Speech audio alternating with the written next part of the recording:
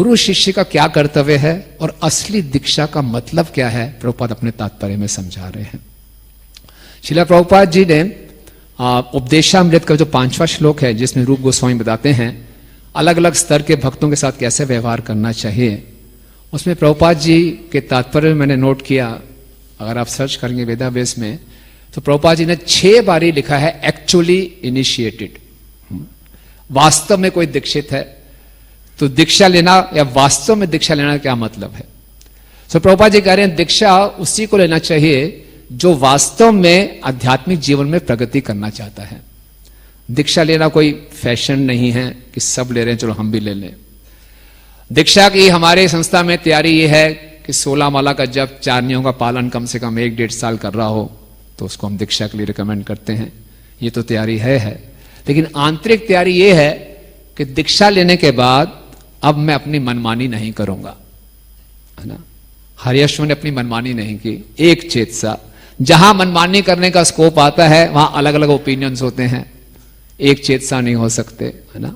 Are ना करे मने आशा ना, तो कई आशाएं होती हैं जब मन में, तो एक ओपिनियन कैसे होगा, एक मत कैसे होगा। तो दीक्षा का असली अर्थ यह है कि अब से अपनी मनमानी नहीं, अब केवल गुरु के आदेश के अनुसार जीवन चलाऊंगा, है ना। और इसमें पक्का विश्वास होना चाहिए, तब हम दीक्षा का सही लाभ उठा पाएंगे। हम केवल आदर्श की बात कर रहे हैं। हरियश्वर का आदर्श चरित्र था, हम ऐसा क्यों नहीं कर पाते वो चर्चा करेंगे। ये कोई बहुत ही ऊंचे स्तर है, लेकिन वास्तव में दीक्षा प्रभुपाद करें, अगर वास्तव में दीक्षा ली है और अगर दीक्षा वास्तव में इस ढंग से पालन करते हैं तो उसका परिणाम क्या होगा, हम मिथ्या अहंकार से सही अहंकार की तरफ बढ़ेंगे। दीक्षा में हमें नाम मिलता है, आगे दास लगता है, जिसका उपयोग हम बहुत कम करते हैं। दूसरे लोग भी हमें प्रभु कह के पुकारते हैं, गलती से कई बार हम भी अपने आप को प्रभु ही कह देते हैं और प्रभु मानते भी हैं। तो दास शब्द जो सबसे महत्वपूर्ण है वो सबसे कम उपयोग होता है हमें याद दिलाने के लिए। तो हम मिथ्या अहंकार से असली अहंकार की तरफ बढ़ते हैं कि जीवेर स्वरूप है कृष्ण नित्य दास। दीक्षा लेने के बाद हमारा असली जीवन शुरू होना चाहिए। असली जीवन शुरू होता है। दीक्षा से पहले का जीवन भागवतों में 11वें स्कंद में लिखा जा रहा है, एक रोल लाइफ है, एक रोल प्ले कर रहे हैं हम। किसी के पुत्र हैं, किसी के पति हैं, किसी के भाई हैं, रोल प्ले चल रहा है ना, वो टेम्परेरी है। लेकिन दीक्षा के बाद रियल लाइफ शुरू होनी चाहिए, वास्तविक जीवन। तभी बोला है कि सेकेंड बर्थ है, दूसरा जन्म, वास्तविक जन्म हुआ है। और भगवत गीता के 4थे अध्याय के 34वें श्लोक में बताया गया कि गुरु की शरण कैसे लेनी चाहिए। तद्विधि प्रणिपाते न परिपश्चिन सेव्या उपदेक्षन्ति ते ज्ञानम ज्ञानिना तत्व दर्शिना। ऐसे गुरु की शरण ने जिसने सत्य के दर्शन किए हैं। जब ऐसे गुरु की हम वास्तविक शरण ले लेते हैं तो उसका अगला श्लोक क्या बताया गया है, यज ज्ञात्वा न पुनर्मोहम एवं यास्यसि पांडवा ये न भूतानि अशेषे न दक्ष स्थित आत्मनत्वमयी।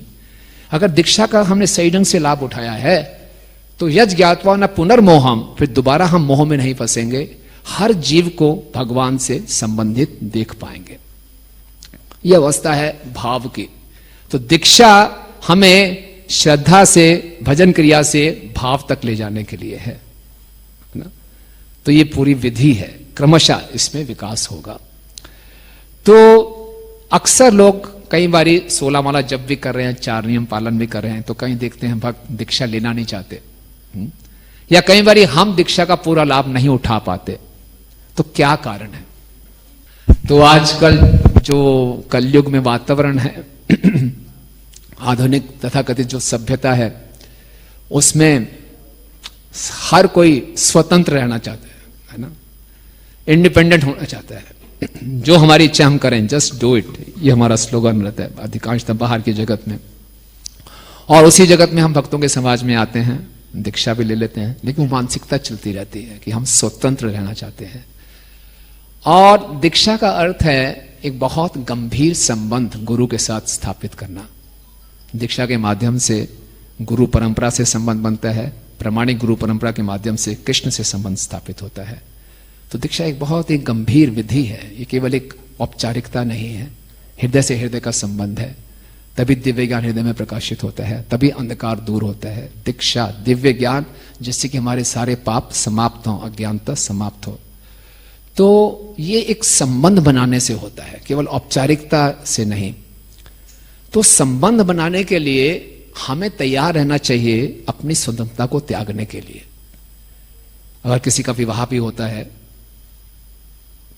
पुरुष और स्त्री हैं, मुख्य उद्देश्य होता है एक दूसरे को प्रसन्न करना, तभी वो विवाह सफल रहता है।